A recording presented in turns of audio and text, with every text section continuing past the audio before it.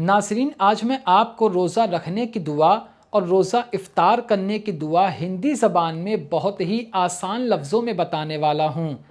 ناظرین، سب سے افضل مہینہ اس وقت ہمارے درمیان چل رہا ہے، جس کا پہلا عشرہ یعنی پہلا 10 دن رحمتوں کا ہوتا ہے، دوسرا عشرہ یعنی 11 رمضان شریف سے لے کر 20 رمضان شریف تک مغفرت کا ہوتا ہے، یعنی گناہوں سے معافی طلب کرنے کا ہوتا ہے، اور تیسرا عشرہ یعنی 21 رمضان شریف سے لے کر 30 رمضان شریف تک یہ جہنم سے آزادی طلب کرنے کا ہوتا ہے۔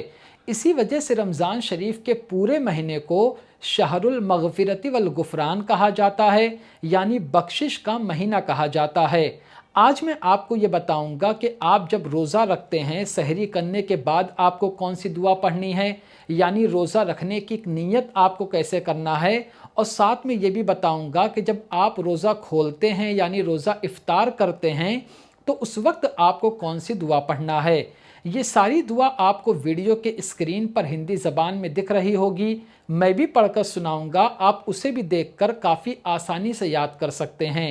سب سے پہلے میں آپ کو بتاتا ہوں کہ آپ کو روزہ رکھنے کی نیت کیسے کرنا ہے، یعنی جب آپ سحری کرتے ہیں تو اس کے بعد آپ کو نیت کیسے کرنا ہے، وہ آپ غور سے سنیے۔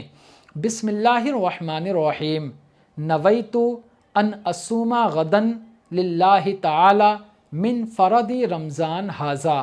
ایک مرتبہ اور سن لیجئے۔ نویت ان اصوم غدا للہ تعالی من فرد رمضان ھذا۔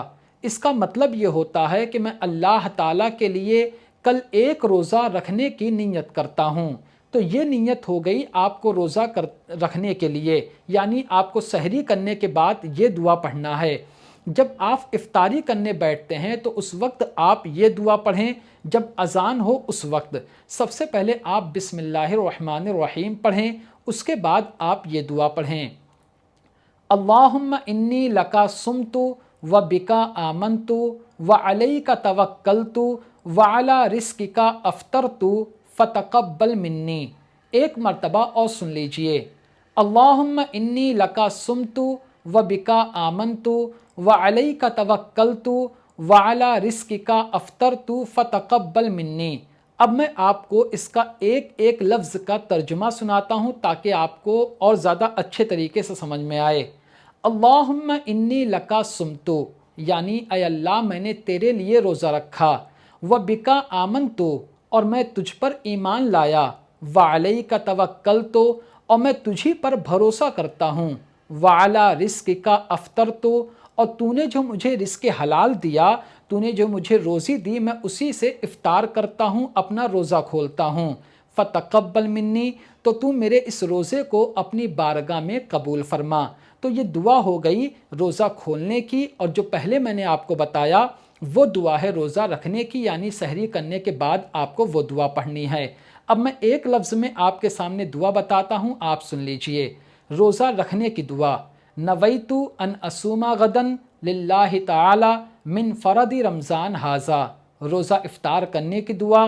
اللہم انی لکا صمت و بکا آمنت و علیک توکلت و علی رزقک افطرت فتقبل منی۔ تو ناظرین، امید کرتا ہوں یہ دونوں دعا آپ کافی اچھی طرح سے سمجھ گئے ہوں گے۔ ہو سکتا ہے کہ آپ کو ویڈیو دیکھتے ہی یہ دعا یاد ہو گئی ہو۔ تو آج کی ویڈیو میں صرف اتنا ہی۔ السلام علیکم۔